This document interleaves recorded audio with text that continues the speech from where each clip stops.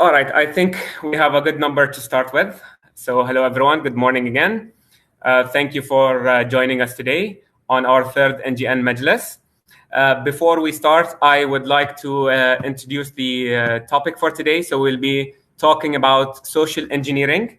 We're calling it the emotional hack to gain a better understanding of why the humans are still, I would say, the largest threat vector in cybersecurity. With us here today is Mr. Mahmoud Sabt, Head of Information Security at Bahrain Bourse. We have Yali, Security Advocate and PR Lead at KnowBe4. And from NGN side, we have Mr. Yaqub Al-Awadi, our Chief Executive Officer, and Ilya Leonov, Head of Security Practice at NGN International. Myself, I'm going to be your moderator. I'm Ismail Gibran, the Director of Sales and Marketing at NGN International. So thank you again for joining us. Now, what are the topics that we'll be covering as part of the bigger spectrum of social engineering? Is first of all, we're going to be defining social engineering. So what are the different forms of social engineering attacks that affect organizations and individuals alike? And then we will be talking, we'll be handing it over to Mr. Mahmoud Sabt from Bahrain Bourse, who will be giving an intro about, again, social engineering, but more specifically, the threat landscape in Bahrain and the Middle East from his, I would say, particular experience to have a better understanding how social engineering is affecting us here in Bahrain and the region. We'll also dive a bit deeper into the COVID-19 era. We have seen, I would say, some unique social attacks on both, again, organizations and individuals. Not only that, there has been a rise in cyber attacks, specifically when it comes to phishing and social engineering. So Mr. Mahmoud Sabt will also be giving us an intro on that and a bit more in-depth look into it. After that, we presented the problem, so we know what's the issue of social engineering, how I would say important it is to tackle it. And then we'll be answering the questions, how can we improve our people, processes, and technology in the face of social engineering attacks? We'll also be talking about, Mr. Yeli will be giving us more information about the international frameworks and standards that are in place to combat the issue of social engineering. And I would say one of the interesting looks also about the red flags. How can we identify possible attacks? Because, again, awareness, which is the importance here that we're trying to introduce, is awareness is the key into combating any form of cybersecurity attack.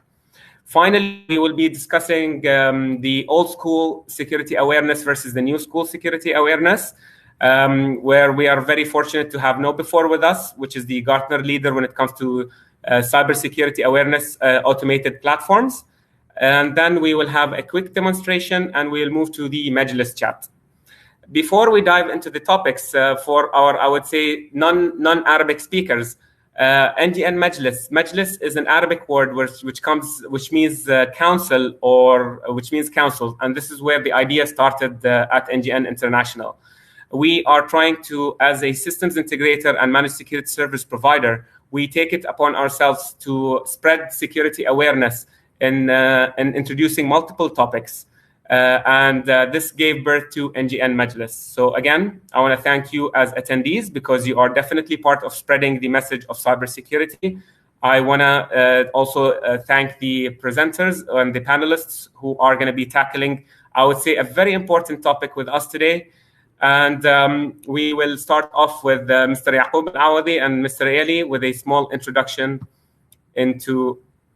the floor is yours, Mr. Yaqub, if you can share a few words with us.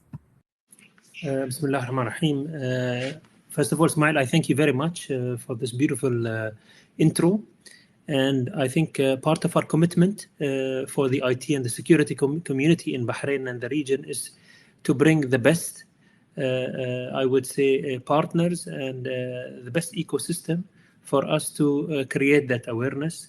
And obviously, I thank our speakers, Yeli from KnowBe4. KnowBe4, as you all know, is a Gartner top leader company. And the topic that is raised today is a very critical topic and a topic that is worth paying attention to. I also would like to thank Mahmoud for investing time as well. Mahmoud heads the information security at Bahrain Borsa, and I think very critical and essential to hear from him. I promise you that this is a non-stop majlis that we will continue to bring up and bring such important critical topics to discuss and keep us, as you can imagine, well aware and informed. Thank you very much, Ismail, and I look forward to enjoying these topics with you and looking forward to have beautiful sessions with all of you. Thank you. Thank you, Mr. Yaqub. Yali, we would love to hear a small introduction from you. Okay, so I'm Jelle. I'm live from the Netherlands here. I work for KnowBe4, and first of all, I'd like to thank NGN and the whole platform here for inviting us, because for me, my only job is to spread awareness about security awareness. So the importance of the human factor in security, the human factor in IT, that's what we're all about. I think that, especially if you look at the entire Middle East region, or Bahrain in this case, we're making a great head start. We're actually noticing that the human factor is becoming more important. And that's a good thing. So thank you for having me, and let's hope we can bring some good information to the table for our attendees. Thank you so much for the introduction. Before we start with our first topic, defining the problem, defining what social engineering is, which I would say has become a very big buzzword, and I am sure that we each have our own experience or understanding of what social engineering, and we're very excited to hear, I would say, the specialists define the word and tell us also how we can mitigate the problem. We'll start off with a small poll question, because we'd like to have this session to be as interactive as possible. To hear from our audience, first of all, I will, if you don't mind sharing your votes.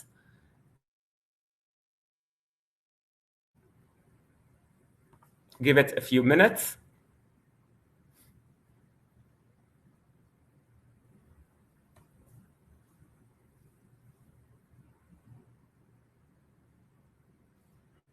I would say awareness goes both ways, right? So we need to spread it, but we also need to receive it. This is why I like these poll questions. It's always interesting to know, I would say, what our attendees' thought process is before the start of the session and also after the start of the session, because we're always hoping to, I would say, leave an impact.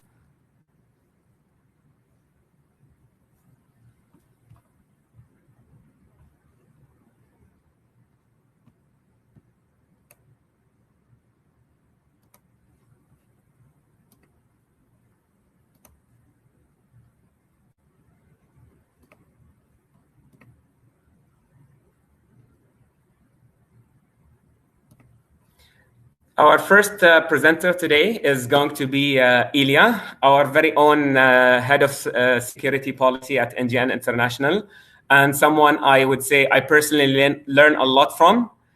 He is going to be giving us a quick definition of social engineering, the common, I would say, attacks, or what is covered under the topic of social engineering. I think that we will be closing the voting now. Thank you again, attendees. And we will dive into the first topic. Ilya, the floor is yours.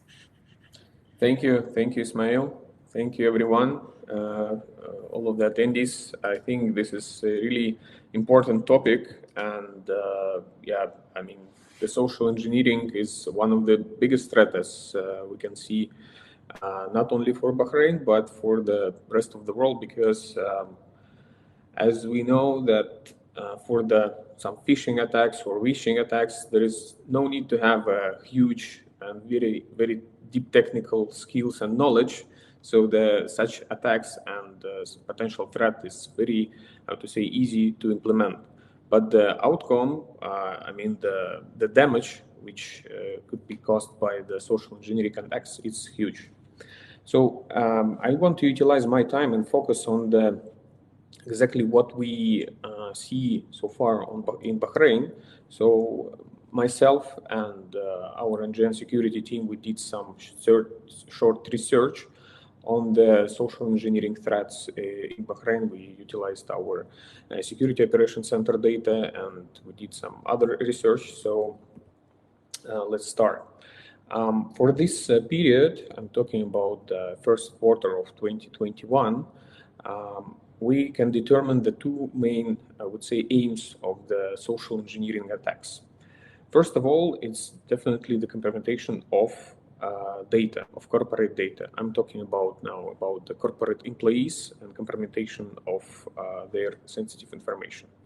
Second point is obviously the financial fraud. So financial fraud, the main aim of this attack is individuals, obviously, because nowadays we have the digital wallets, bank accounts on our mobile phones. So the financial fraud for the individuals, it's the biggest thing we faced, let's say, not only for the last quarter, but I can say that for the past couple of years.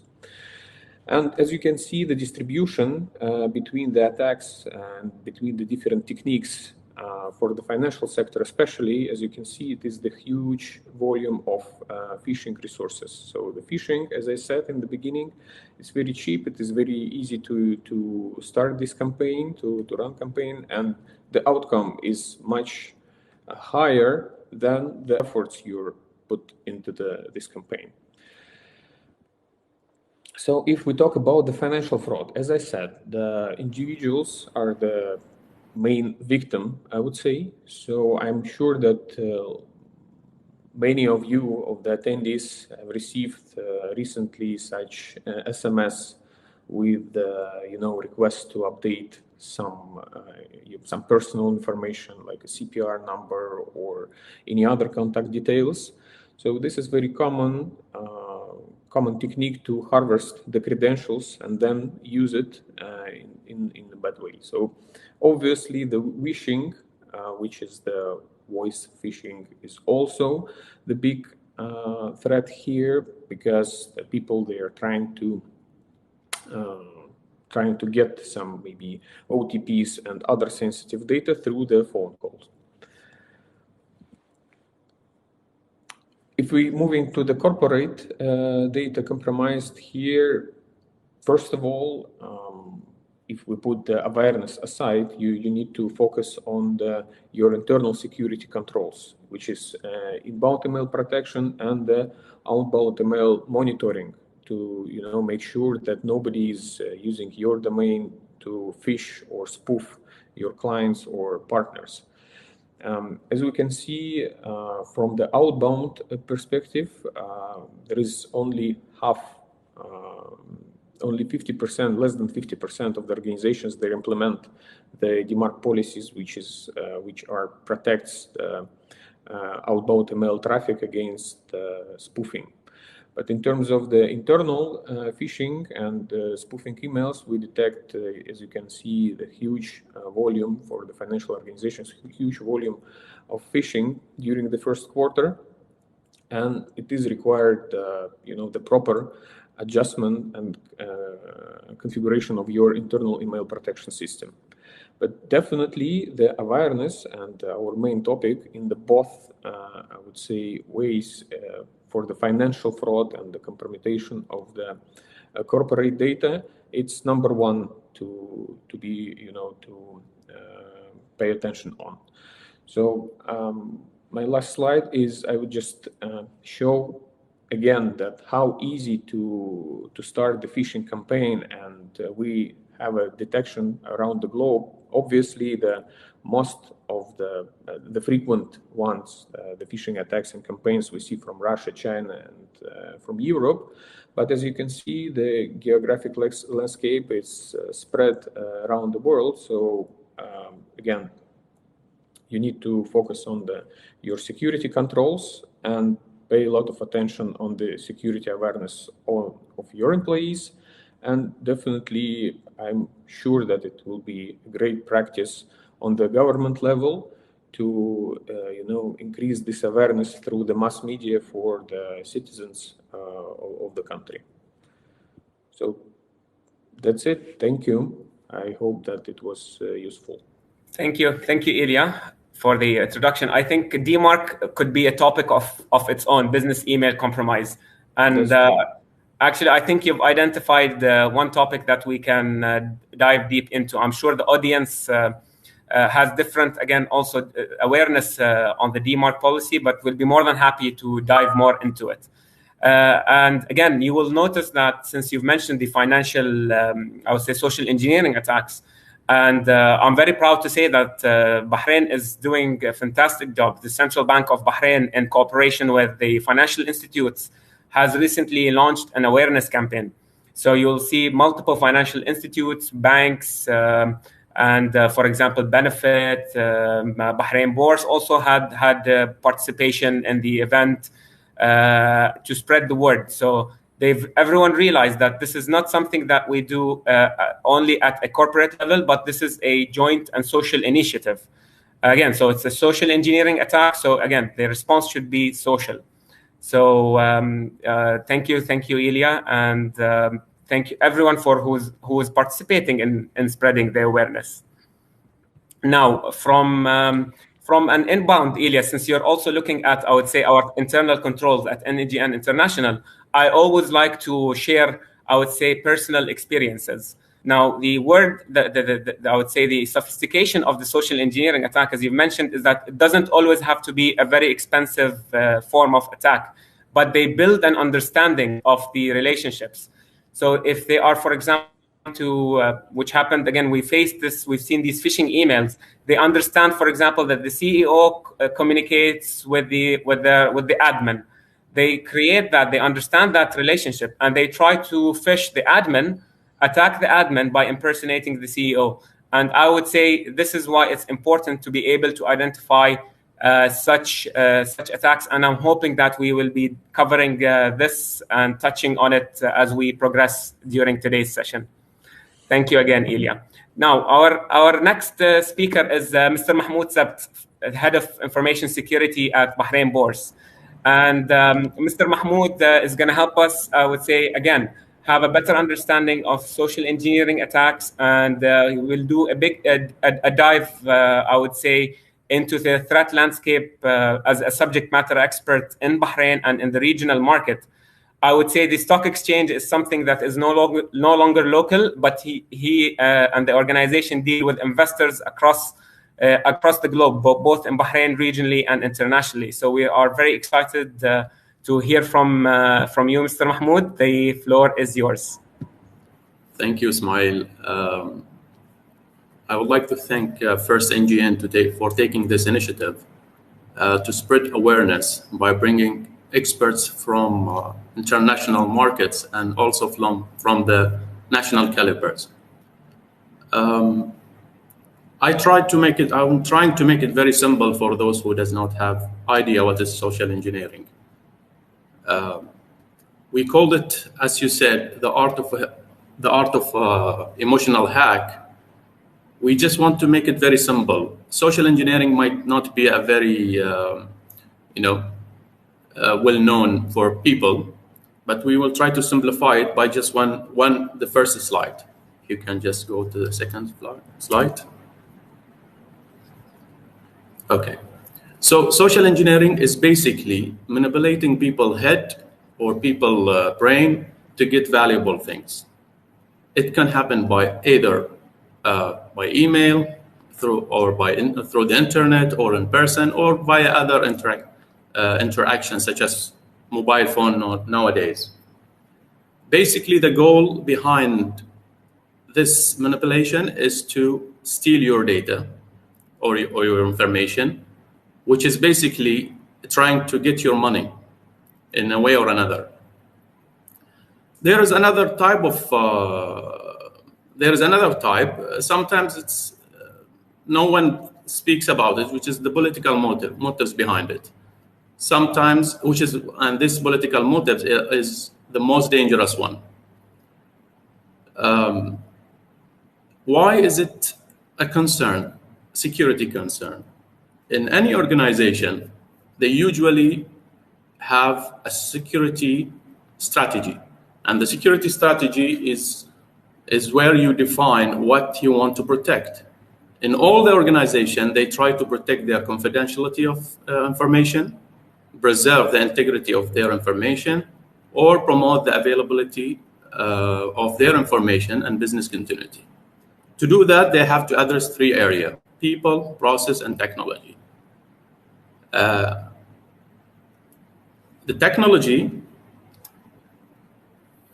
technology part in Bahrain, I think most of the companies are doing a great job. The only problem is we are facing, from my experience, is the people. If you can go to second slide, please. Yeah. People often represent the weakest link. Maybe we can say that people are the weakest link due to one reason only. People has emotions. They have different feelings. At different time, they have a different feelings. So maybe in the morning, when you are under pressure, you will feel like you are worried, you're scared. Sometimes you just want to finish the job, and you miss things. And you try to, your main goal is to finish the job. So you don't really care about security. We don't want to make security as an overhead on the employee himself. So what we try to do is to bring the level of their maturity and in regard of security to a level where we can protect the organization without putting extra burden on it.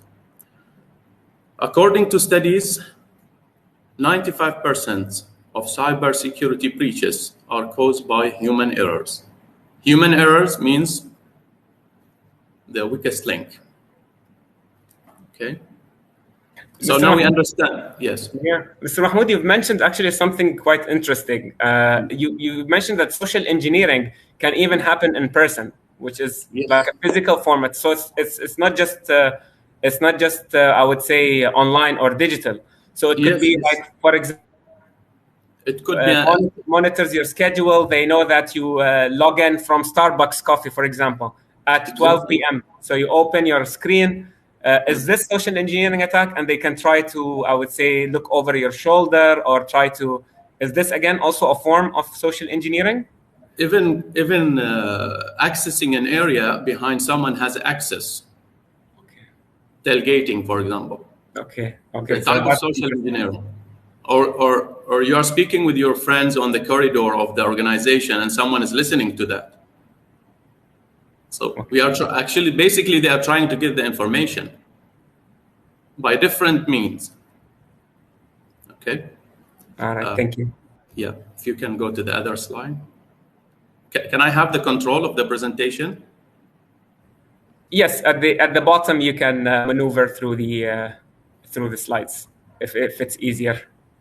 Yeah, I'm trying to get that, but I don't see it. Anyway. So what are the most common type of social engineering attacks as we discuss? I'm not going to talk about all of them. I'll try to pick the most important one. Okay. Yeah, now it's clear. We have the phishing, and the phishing also has a different form, which is spear phishing, wiring attacks. We have the SMS phishing. I think everybody is receiving these nowadays. We have the voice message phishing, which is coming from mainly in Bahrain through WhatsApp and email as well. We also have the what we call a drive-by download. People are asking you to download their app, which is vulnerable or which is just a backdoor to get to infect your computer and steal your information. So all of these attacks has a similar cycle, and all of them require interaction between the victim and the attackers, or the attackers and the victims. They usually, the social engineering life cycle will start with investigating, gathering information about you, identifying the victims, selecting the attack methods, all these types, and trying to, hook you by calling you or by sending you a phishing email or doing any kind of interaction just to hook you on. And once they hook you, they will start obtaining information over a period of time. It depends on your interaction with them. This period will last. Sometimes it's only a few minutes, and sometimes it goes up to days. Once they get the information they are looking for, they will just exit just like nothing happened, without leaving any suspicious. And people will just continue doing their job like nothing happened. The problem is we face, I think from my experience, is people never know that they were phished. And if they know they were phished, they just hide it. They don't report it, which is very, very important part of the information security to help us protect the organization. We always say information security is a shared responsibility. I tried today to speak about to target the audience, the individual audience, not the companies. I have seen a lot of phishing attacks, or even trading, fake trading investments on a trading market. It's happening every day. I have seen people were phished and were fall victim for investment, huge investments, thousands of dinar and dollars also. But I tried today to focus more on individual, because individual, if you increase the level of awareness within individual, you will automatically protect the organizations. So my main audience today, our main focus today on the individual themselves. According to Deloitte, says with the COVID-19 pandemic, 47% of individuals fall for the phishing scams while working at home. Before the pandemic, we work at the office. The technology controls implemented in most of the organization will stop almost 99.9% of the phishing attack or phishing emails. But when they work at home, some organizations were not even ready to have their email system in place. They started using personal email, employee personal phone, mobiles. The platform was not ready to work from home. Some organization, I'm saying. So the number of individuals falling for the phishing scams has increased.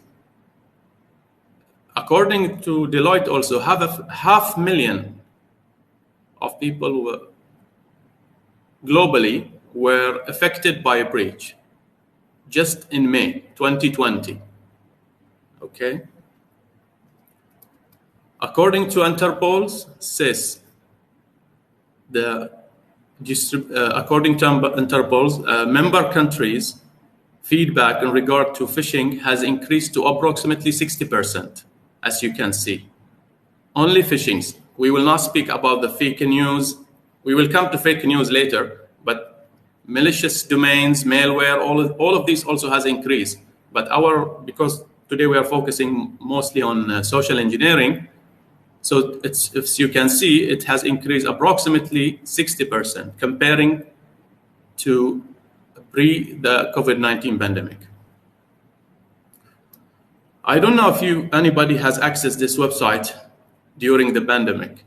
This website was developed by an attacker to publish information regarding the statistics of COVID-19 globally across different countries, such as Japan, France, Germany, Italy, Iran, and other countries also. This website, basically, if you don't have a proper controls, security controls in your website, it will just download a backdoor in your computer to infect your computer and steal some data. Now, in Bahrain, I think the service provider has blocked this website after that. This is also another example of a global attack sent as a phishing email to, we speak before, people that has emotions. So they just use the fear of the pandemic to hold victims to link, to click on link or open attachment, as you will see in the other slide as well. Same phishing email with the attachment, malicious presentation, of course, for the user to click. We basically tell people tell employees in our organization, if you are not expecting email from anyone, don't open it, even if you know the person. And if you are not even if you know the person, not only unknown person, if you know the person and you are not expecting the email, just don't open it. And if you have any doubts, you just can call a person to verify. We also seen that some people are trying to help the employee. We tagged all the emails coming from outside as external email. So no one from inside the company will send me an email from external. So we tell people, we try to make it very simple, and we try to give a guidelines in how to deal and how to report.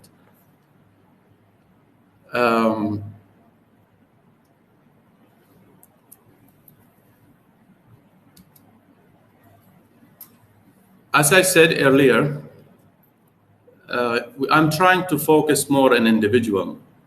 All of you have received, I think most of the Bahrainis have received this type of messages regarding the e-wallet. I started saying usually attackers are behind your information, either to ask for ransomware or to steal your data. In all the cases, they just want money. There are some people, some attackers who's just, new into the field and trying to just explore how it works. This type of usually just for damaging, but the one that is very organized, they will have a team working remotely to call you and acting like they are the central bank or they are the company in Bahrain who is even there was attacks as well for banks prices in Bahrain. This is another type also. So attackers are trying to get into your money. That's the main reason.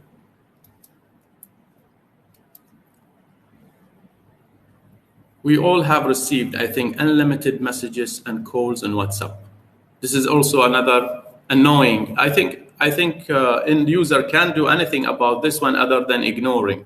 But the work is the work that needs to be done has a lot of involved parties, such as service provider, the authorities in Bahrain, and also the companies who is providing these kind of services like e-wallet. As you can see here, there is another type of fake promotion in WhatsApp sent to. I don't think if you will receive this in WhatsApp, before those days, we were suspicious. But now even the company themselves, they start sending by WhatsApp. We have so many companies sending their promotions by WhatsApp. So this makes it difficult for the employee or for individual to identify if this is true or not.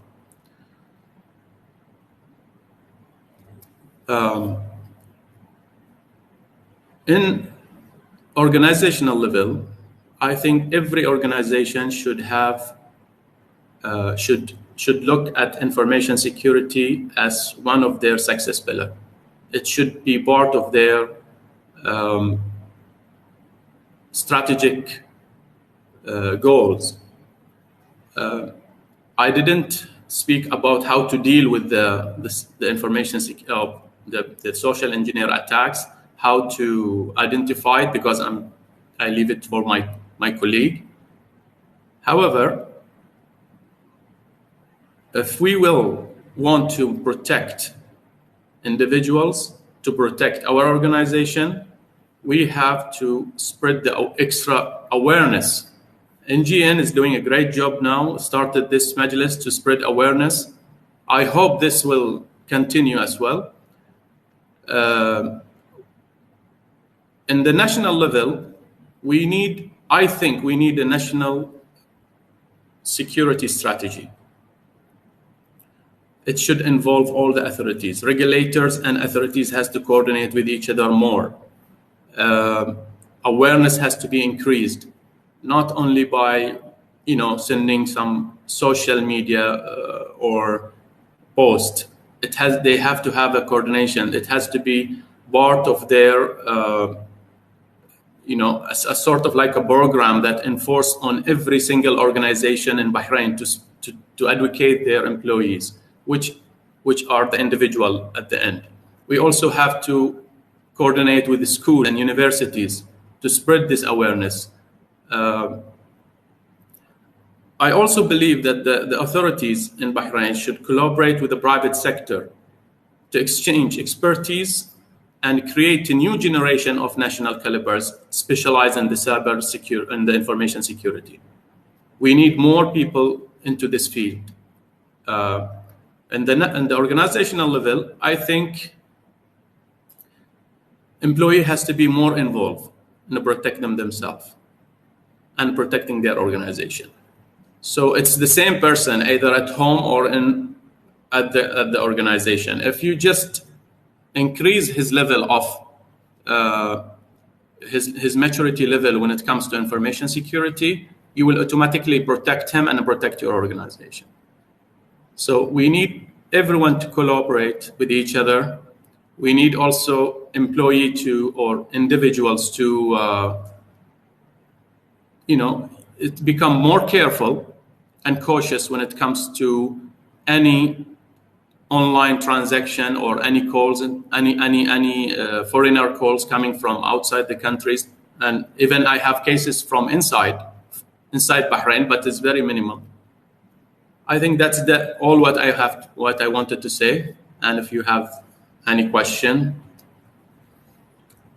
Thank you, Mr. Mahmoud. It's actually quite interesting, I would say, and important that you mentioned is that basically security stopped being an organizational thing, and with the level of technology and advancement, definitely the standard of living is improving, but we use more interconnected, more. I would say we have more touch points. Yaqub, sorry, Ismail, just want to add one thing. Before the COVID-19, we see a lot of phishing emails coming to organization. Honestly speaking, we see now less because most of the time attackers are targeting individuals because they found it's very difficult it is easier, let's say, to fool individuals sitting at homes.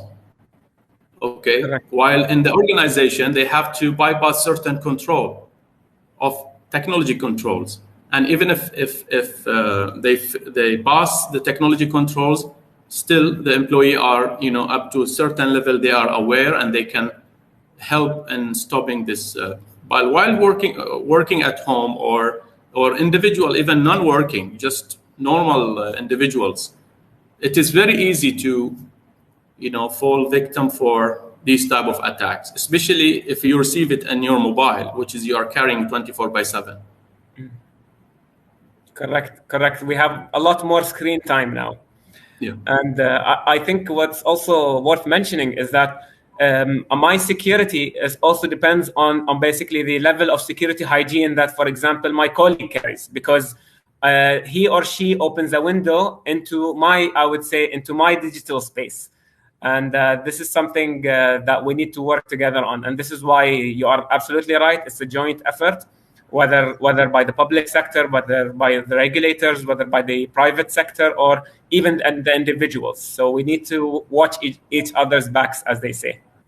And can I just add one little thing? Absolutely. First of all, Mahmoud, that was a brilliant presentation. I do these things a lot, a couple of weeks, and this was a really good one. So well done. But on the consumer level, which was already touched on, one of the major issues that we see is the freedom of information that we have. We can post just about anything about our lives online.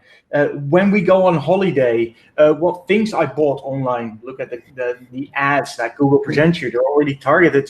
So for a social engineer, the one thing he needs to build a good phishing or smishing or voice phishing campaign is information about you, about the user, whether it's a consumer or a user in a business. So one little tip, don't share everything. That usually helps a lot. Be very cautious about what you share online, because that's where they get their information from. And the one thing that Mr. Mahmoud already spoke about is they try to target your emotions. So the better they understand you, the better they can target your emotions. So that's a small nugget of valuable information. Thank you, dear. You're absolutely right. You are absolutely right. People are even going on vacation, leaving their home, and put, I'm going on vacation. I'm leaving for 3 days, 5 days, just steal my house. Yep, that's what happens, unfortunately. The information age isn't everything. We are willingly doing it. We had with the experience with the COVID also, since we're also discussing social engineering and COVID, where now you have to go to a restaurant or to a coffee shop, you have to register your information. And then right the next day, I get invited to a WhatsApp group with 1,000 people that I don't know. And it was a mess. It was a mess. So now information is as you said, is everywhere, and we are giving up willingly. Also, yeah, well, you actually, you don't have to pay for the use of Facebook, for instance, at least not in money, but you're paying with your information. They expect you to post things online, and it can be a tricky thing. It can be a tricky subject as well, because some people really adore social networking and have their social lives digitally. So you don't want to downplay it too much, but it can be very dangerous. You need to watch what you post. Correct. So we all have to be a bit, I would say, cautious, defensive and protective and cautious about our data. That's the security. Yep. I think that the security hygiene that we need to carry with us. And also, as Mr. Mahmoud mentioned, is basically you have to be the same secure person, whether at the office, whether at home, whether at the mall. So these are you take it with you, so you affect everyone around you. Thank you. If you will allow me to add very important, we all have our kids online nowadays. I suggest that you take this topic of cyberbullying and as a next majlis. But my advice to every single dad or mom: watch what your kid is playing with, who's playing. They are playing with, what games they are playing. I have seen cases. These are innocent kids, don't know what is the intention of others. They are also full victim for social engineering, and the fear the kids have will force them to keep quiet and being a victim for a long period. I suggest everyone to, if there is no need to give your kids the mobile, just don't give him a mobile. I'm not saying don't give your mobile or leave your kid away from the technology. No, it's good to have the technology, but it's just like giving them a knife. They can use it or misuse it. So just watch or guide them. Spare some time with your kids as much, especially now everybody's working from home. You can at least work and watch your kids, and what they are playing, play with them. There's no shame on that.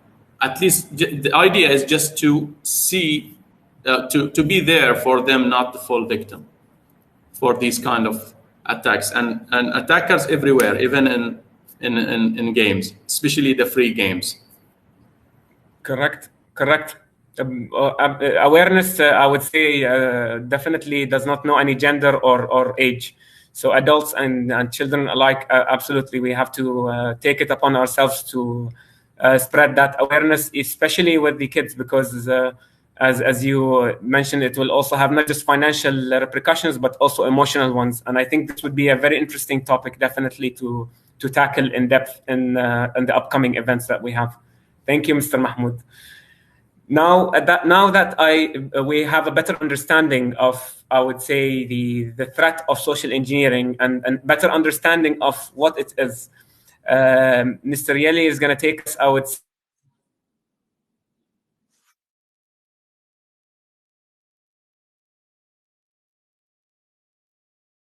I think Ismail is frozen. At least I don't hear him anymore. Me too, yeah. Hang on. What I'll do, I think you can start. if he puts my presentation online, I can, but unfortunately I can't. So hang on. Oh, yep, there we go. Something is happening. There we go. 2 seconds. I'll just start it. There we go. Great. So, Ismail is gone. Doesn't matter. I'm here. We'll take care of it. So welcome. First of all, again, the previous presentations were really good. It's good to see what's happening out there in Bahrain. It's good to know that, or to build the level of awareness about security awareness, because it's, as being stated, it is a big problem in cybersecurity. There really is a lot of organizations, consumers, and organizations, it might be businesses, but also governments that do fall victim to social engineering. The way we see it at KnowBe4 is nobody is 100% secure. We knew that already. There's no such thing as 100% security. But if you look at social engineering, everybody has been victimized. Everyone. I've been in this business for 20 years now. I'd like to say I kind of know what I'm doing, but even I get phished and they are successful. It just happens. It doesn't actually have to be a malicious phishing attack in my case, because we do a lot of training. KnowBe4 focuses on security awareness training, and a large part of what we do is if we teach something about security to somebody, we also like to test it, and we do that through automated phishing simulations. So we send out phishing emails that are non-malicious to users, and in our organization, they send it to us, to me, for instance, and we do fall victim ourselves. Everybody can be phished. That's the nasty thing about social engineering. A firewall can stop a lot of attacks in an automated manner. You just switch it on, you manage it, and it does its job perfectly. Firewalls are necessary. Technology is necessary. Same as processes, they're a necessary part of the cybersecurity spectrum. What we do see, however, is that the people element is often forgotten. And one of the reasons it's forgotten is because, well, it's not as easy as just switching on a machine. It's not as easy as putting it on and it does its work automatically. You actually have to increase the level of attention in your users, and you have to do it in a continuous manner, because teaching somebody about security once doesn't really help, because the cyber threats keep evolving. There's new cyber threats every day. So we need to keep teaching people about all of the new evolving threats, and we need to make sure that people don't forget about it. Because one of the tendencies we have as humans is, if we stop learning, we start forgetting. So that's why we need continuous training. And that's why my slide deck today, my presentation, or what I want to talk to you about, it's not so much about social engineering itself. That's already been covered by Mr. Mahmoud very well. It is the art of manipulating a person to get to a secured system or protected data. That's all fine and dandy, but now we want to look at how can you actually defend your users? How can you defend your organization? How can you defend yourself from social engineering? And I'm not going to dive into all the training content, because we have a whole platform that you can, if you want a demo, we can give that to you, and you can look at all the content, the videos, the games that we have, the webinars that we present, where we teach people what's bad and how they can react. I want to talk about something that's actually a layer deeper, the fundamentals of successfully training people. Now, it all starts with cake. And it might be silly, but, well, there's Miss Julia Child. I have no idea who she is, but I like the quote. A party without cake is just a meeting. I really do like that one, because it does encapsulate everything about how you need to approach training people. It's about fun. Just think about yourself. Think back to your school days. There were subjects in school that you really liked, and there were topics that you didn't like. There were teachers that you liked, teachers that you didn't like. Well, in my case, I didn't want to go to those classes where the topic was boring and the teacher couldn't do anything for me. It wasn't fun. People need to have fun in order to be engaged. That's a very important thing about teaching somebody something. They need to have fun, otherwise they don't want to be taught. The second thing is, and that's why I use this particular picture of a cake, a good training program has layers, foundations that build on each other to make it better and stronger. So if we look at those layers, that's what I want to talk to you about, because those are the foundations, the fundamentals of a training program. SAT in this image stands for Security Awareness Training, by the way. That's what we do. And it has 6 steps that you need to do in order to build a successful program. Now, that doesn't mean that if you leave 1 or 2 steps out, you don't have a successful program. It doesn't work that way. Your organization might be different than any others, and you might have tailor-made solutions where you can either add more or subtract from this list. But these 6 are kind of the foundation of what we build on, what's proven, what works, the best practice. So the first one is frameworks. Now, a framework by most people can be very constricting, very constrained, very negative in some ways. A framework tells you what to do and you have to do it. You have to adhere to it. And some frameworks are that way. There are laws and regulations, things like GDPR. We in Europe don't have a choice in how we handle data. It's been given to us by the European Union that we are stated that we need to protect the data. And I'm all for it. And actually GDPR goes, well, it's quite stringent in it, but it also gives you a lot of the measures very well documented on how you can do this. The second one, which we use a lot is ISO 27000, and then you've got 1, 2, and 3, depending on how pragmatic you want to be or theoretical. But ISO is another data security best practice, basically. It helps. And that's the thing with frameworks. Frameworks are there to help you. They're not like laws and regulations where you have to obey. They're free of choice. So you can actually choose what to do and leverage those elements from a framework that actually apply to your business and work well in your business.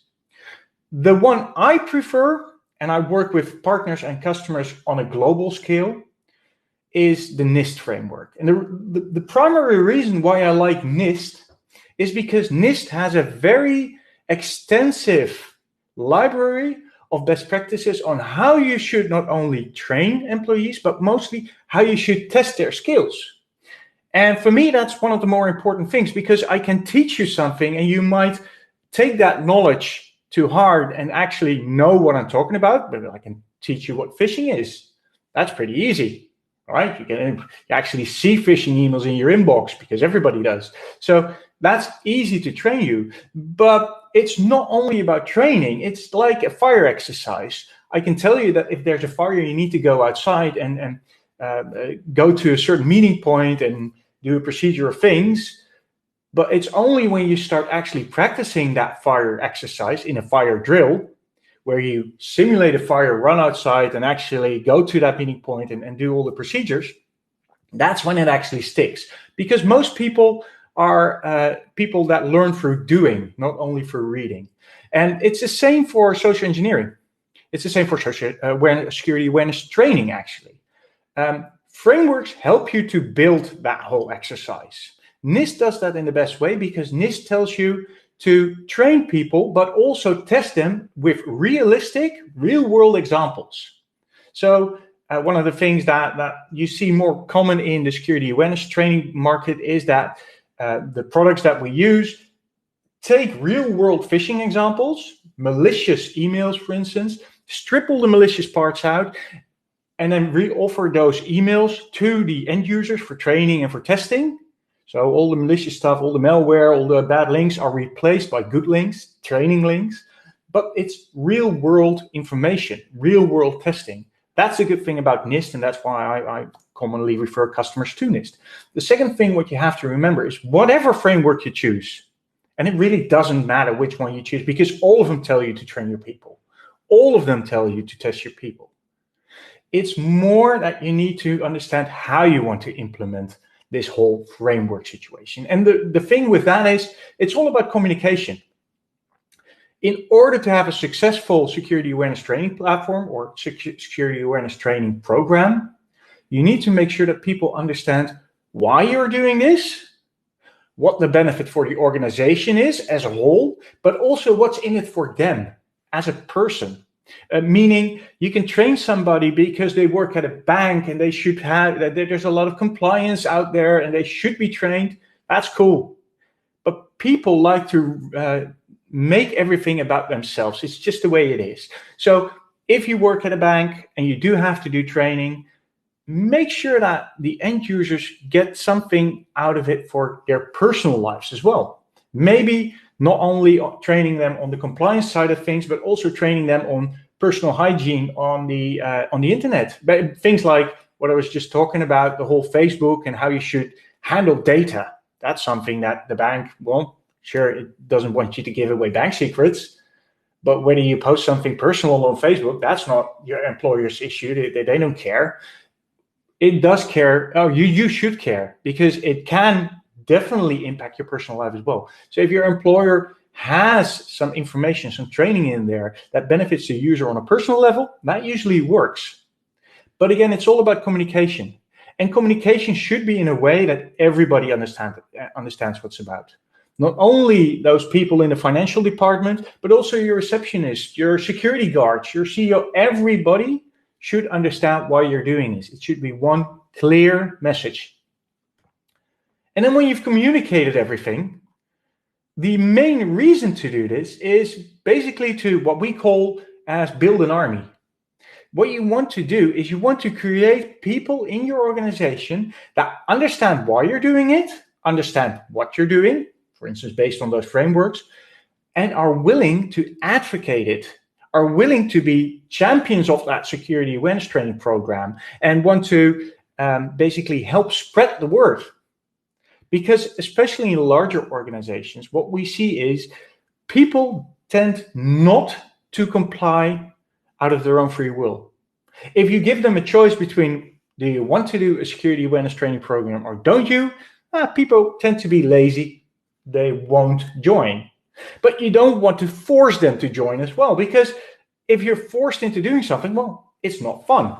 And if it's not fun, the content won't stick, the knowledge won't stick. So you want to have others in the organizations, people of equal level, talk to the rest of the organization and get them on board. Have motivation done from your organization, from within your organization, and not only have it mandated towards your organization.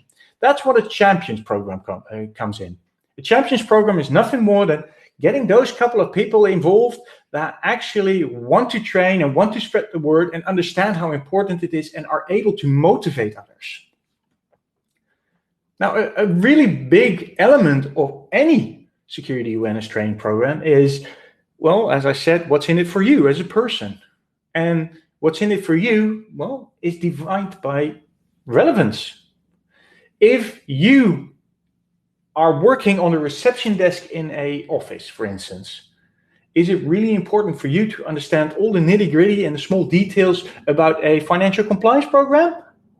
Well, no, you're at the reception desk. You need to understand what tailgating is, that people don't come into your office uninvited, that they don't use the credentials of another to get physical entrance. You need to understand that somebody is calling you on the phone at the reception desk and trying to get into contact with your CEO, that they might be manipulating you using social engineering to get to that CEO. Actually, sales guys, for instance, are really good social engineers in general, because they have to go past that receptionist to get to that CEO. And by understanding social engineering, you do understand all the tricks involved. So it's a double-edged sword. It helps. But the reason, or the one thing you need to look for in a good security awareness training program, is that the material you offer, the contents, the training contents, is relevant to the user, to the end user themselves. It should be relevant to their job. It should be relevant to their maturity level in security, because some simply already know more than others. But it should also be relevant to things like their age. meaning a millennial might want to do their training through their mobile phone on their commute back home.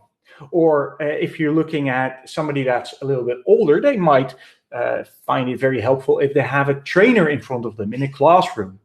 So relevance on an individual level is what's needed to create a good security awareness program. And on the other hand, you as an organization, you as a security practitioner, just want them to understand some simple basic things. And those basic things everybody needs to understand. So make sure you include them as well. It's not all about the individual. It's also about what you want as a trainer. Now, one of the other things that you need to do is you need to make sure that people get rewarded, are incentivized to help, to actually participate in training. And one way to do that is to offer them simply money. I've seen customers where this works, especially if you look at the US, for instance. In the US, money is a really big driver. It's just built into the culture. So pay people to take part in the program and it works. Unfortunately, giving monetary incentives has proven to only work for very simple tasks. So if I want somebody to take a test, so learn the knowledge and then do a test, that's fairly simple. You learn, you do the test. When you give somebody money for that, it actually works. But if you want somebody to do something more advanced, where they need creativity, where they need autonomy and need to drive themselves over a longer period of time, it's been proven that money doesn't work. What does work is by giving them other incentives. And one of the incentives that really works well is a social incentive. For instance, give them a small little cup, a token that they've done well, that everybody else can see. A certificate they can print out and hang on the wall, where everybody else sees, hey, look, he's done that test very well. He's understood the knowledge. Or make sure you praise them. And the one thing you need to remember is it's not about just a test, right? It's not about the exam. It's about actually cultivating secure behavior, because simply knowing information, that's not enough. We actually want them to be secure in their daily lives. That's it. The one thing you want to avoid at all costs is negative incentives. Meaning, I've seen organizations where they actually penalize people in their salary for not doing the test, or people didn't get the end of year bonus because they didn't complete the tests. It doesn't work. It works momentarily, but in the long run, it's degrading to the motivation of people. It doesn't work. Second thing, what you definitely want to avoid is if somebody has fallen a victim to a social engineering attack, and again, everybody can be victimized, everybody. Make sure you don't fire them. It's usually not their fault they've been targeted and hit. A victim is never a voluntary victim. And I've seen organizations that actually fired persons that were victimized because it led to a data breach, for instance. That's not what you want to do, because it sends out an immense negative emotion throughout the whole organization. It's a negative signal. People start being afraid of clicking on emails. That's not what you want, because the email might be fine. It doesn't have to be a phishing email. What you want is to give people the tools and the skills to recognize it, to detect it, and to know how to behave correctly. That's why you use training. And then the one thing that's critical, the sixth rule, is motivation rules. Motivation is very hard to build and very easy to lose. So make sure you build motivation within your organization for security awareness training by doing all the tricks I told you in the previous slides. But know this, there's 3 basic rules to creating motivation. First of one is lead through example and build by direction. Make sure people understand why you're doing this, where you're going, and that's the important part. And after that, let them go. In the sense that have them do it on their own. Create autonomy. People like it when they know where they should go, but if they can decide how to get there by themselves. So facilitate learning. Create a security awareness program that has a website they can log into, where they have all of the material they need, but have them do it in their own time. Just tell them, look, in 6 months, we want you to be at this level. But whether you do that at the end of those 6 months or right now, that's up to you. Give them the autonomy to do that. Make sure that they can do their training any place, any time, anywhere, on any device. Make it as easy and accessible as possible. And then lastly, it's the mastery of the topic. It's been proven that 22% of all people like it when they have large milestones in training, meaning they can do something great. But everyone else, so 78% of people, like incremental smaller rewards. So if I were to build a security awareness training program, what I would do is create small little learning moments throughout the year. Every month, 10 minutes. Give them something to celebrate. Give them something to achieve, because every small little step they take is another step up that big mountain. And we all want to get to the top. We all want to be masters in security awareness training. Make sure you have little way stations where they can celebrate their victories. Smaller victories and more victories are better than bigger victories that are fewer. Mastery of a topic is something that drives people because they see, hey, I can do it. Maybe I can do the next step as well. It drives them forward in the motivation process. And then I've got one big bonus. That's a simple one. Don't overeat. Well, it's pretty self-explanatory. What we see organizations doing is take two biggest steps at the time. Take it easy. Security awareness training is something you need to start doing today if you don't do it, but you need to keep doing it over the years. It's not something that will stop. There's no end game, no end goal. It keeps evolving because the attacks keep evolving. The world around us, the digital world, keeps evolving. So take it easy. Look at what your primary threats for your organization or for your users are. Train them on that first, and then start building out that program every little bit at the way. Little steps get you to that goal. That's basically it from my side. I've got one more slide, and that's just a good example of one of those small little steps that you can take. This is an infographic which shows you 23 social engineering red flags. And the red flag is basically a telltale sign of how you can spot, in this case, a phishing email. These sort of little infographics, sort of cheat sheets, you can send to your users. They can print it out. We've seen companies that do posters out of them, create big posters that hang on the walls, or are slides on TVs that they have hanging in the hallway, or actually get printed out by people and then put at their desk, so they can have a little relevant cheat sheet that they can look at. It's a great little tool that you can use, and we've got many of these. But if you want this one, I'm more than happy to share it with you. Either contact NGN, they have a copy of it, or contact me through LinkedIn. I'm more than willing to send it to you and have a conversation of how you can use this effectively.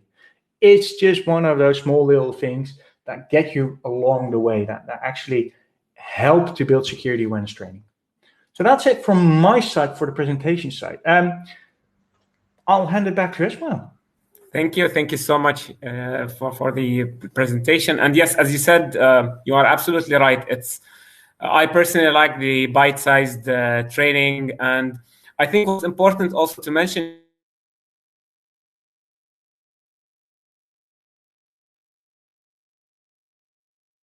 I think his computer isn't working today. It's not going the way he planned. There's something important he likes to mention, but we don't know what.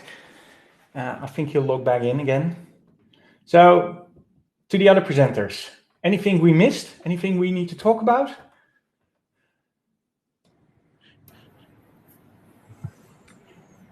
I think everything we have covered a good points. I don't know if Ismail is coming back or not, but we'll see. Otherwise, let's do some Q&A. We have some questions in the chat that came in. Would that be a good idea? Am I back, Yeah. gents? Oh yes, we can hear you. There you go. All right. I think it's the video issue. So as you were saying, is basically it's not security awareness is not really about, I would say, passing an assessment. It's really about taking the knowledge with you. And for instance, this small initiative that we at NGN we've shared with our clients. We've how you give out the annual calendars, for example. So we put on every month a awareness tip. So if you spread the knowledge, spread the awareness, definitely internally, also with your own community. So you go home, share it with your friends, share it with your relatives, share it with your colleagues. This is also something I would say that is very important. And remember, it is really it's not about punishment, it's about reinforcing that. And this is something that I take with me from KnowBe4, is basically it's about creating a human firewall, right? So we're all the defenses for our organizations. Thank you, Eli, for mentioning, I would say, those tips. And for anyone who would like to have access to the red flags infomercial, please do get in touch with us. We'll be more than happy to share it. One thing also that I want to mention is that we've spoken about the phishing simulation. We are, thanks to our partner we KnowBe4, we are sharing a phishing simulation for the whole organization. So if this is something that you would like to utilize, again, please do get in touch with us, because this would be a very good baseline in identifying the security culture that you have in the organization. I'm very happy to see that the questions actually have been coming in, and there is interaction throughout the session. So thank you, Mr. Haroon. Thank you, Mr. Hussein, for dropping the questions. Before we move to the Majlis and the chat part of the session today, I would like to also drop a few poll questions to the audience, again, to I would say have a more interactive session together. Let me share the survey.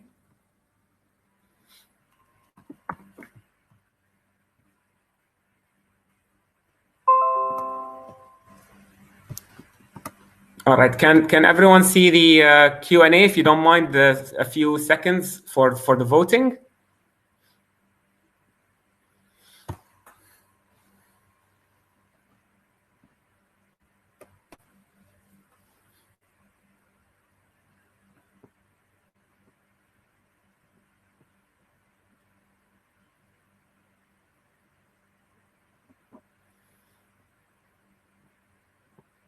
As I can see, the banking and finance is a winner here. All right. They're what monies stay, right? follow the trail of cash. Yes. That's definitely it, yeah. All right, and then we will have also one final question, if anyone.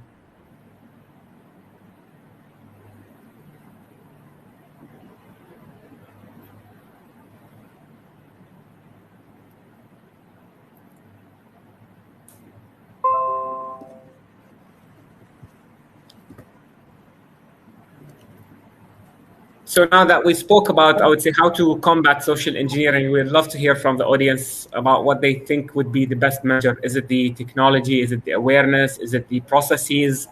I would say it's very interesting to hear that.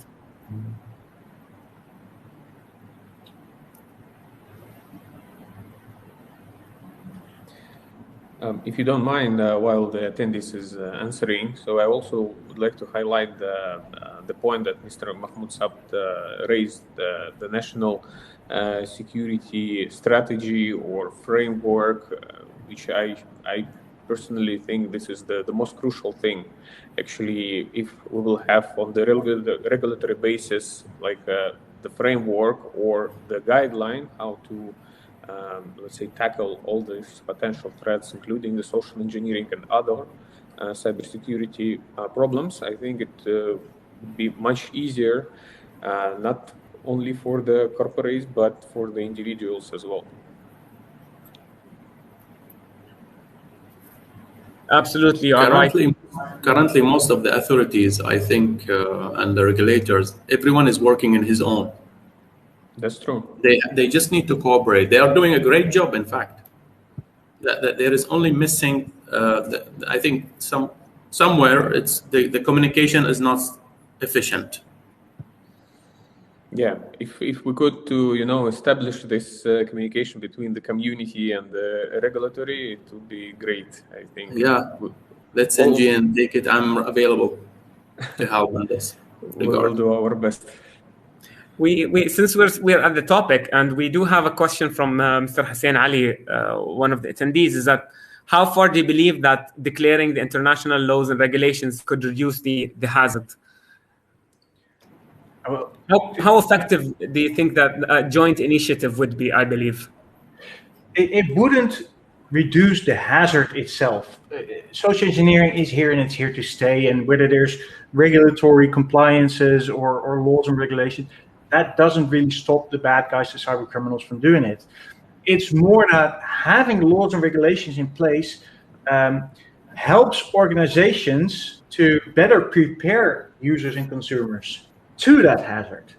So the hazard won't go away, but we create a better defense side. I think that would be really helpful. Whether it's international laws, what I see happening is that creating national laws can already be problematic. What I would suggest is when you build national laws, do look what other countries are doing successfully. Don't start and try to think of it on your own. Look around, see what's working, what isn't, and build from there, because Bahrain is a country in itself that has its specific needs, that has its specific cultural elements. So don't copy GDPR blindly, for instance. It wouldn't work. It simply doesn't work. GDPR was created for Europe with a different culture in mind, with a different business element. So take those unique elements that work for Bahrain and build it into your own national cyber defense strategy. That would definitely work. And then have that strategy leveraged or actually used by all of the corporations and all of the organizations within your country at once. I think that's the thing. Collaboration is key with anything when you look at laws and regulations.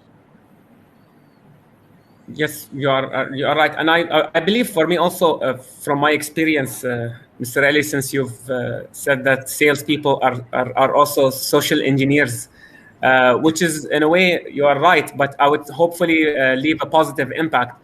But from my experience in sales and interacting with multiple organizations and individuals, I think it also stems down to responsibility. And I think we need to create a culture of inclusivity, that basically it is my responsibility, it is your responsibility, it's everyone's responsibility. You don't want to have an organization that says that, for example, look, the cyber security of my customers or my clients is their concern. But rather try to create a culture where the organizations, whether private or public, take the initiative of improving and boosting the security awareness, not just the awareness, but also security measures, and take it upon themselves. And I think this is where we will truly harness the power of security awareness and security measures. This is where we can weaken the attackers, is because we need to be, I would say, more organized and share the responsibility. At least that's from my experience, I would say. I agree. And I would also like to add that not only the responsibility, but the information about the security incidents and some recent cases about the phishing, new techniques, and so on.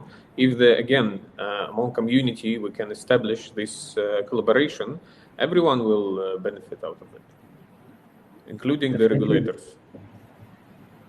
Yeah, getting some good information sharing going would definitely help.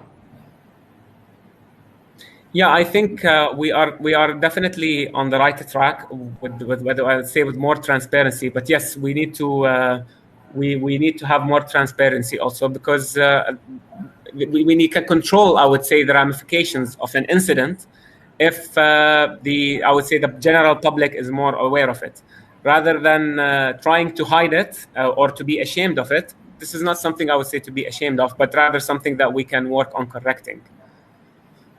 Yeah, definitely true. Yeah, completely. Great. Thank you, gentlemen, really for, I would say, a very interactive session, for your time, for your knowledge, and definitely for the participation. Mr. Mahmoud Saft, we're honored to have you, I would say, as one of a very well-known, very involved organizations in Bahrain, Bahrain Bourse. Eli from KnowBe4, also security advocate. We are here to do this, basically security advocacy. So thank you for that. Our own Ilya, thank you again also for your input and for your back, and thank you for keeping us safe, because you're the one that is handling the policies at NGN International. And first and foremost, also definitely we'd like to thank the attendees for their interaction, for their attendance today.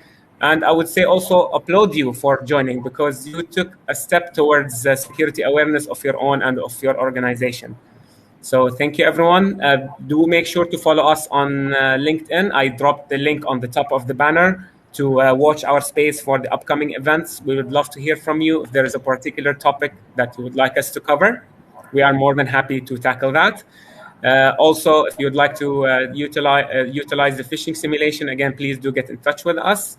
And thank you again until our next Majlis. See you all very soon. Wishing you both cyber and physical safety. Thank you, Ismail. Have a good day. Thank you, gentlemen. Bye-bye. Thank you, everybody. Bye-bye. Thanks, everyone. Take care.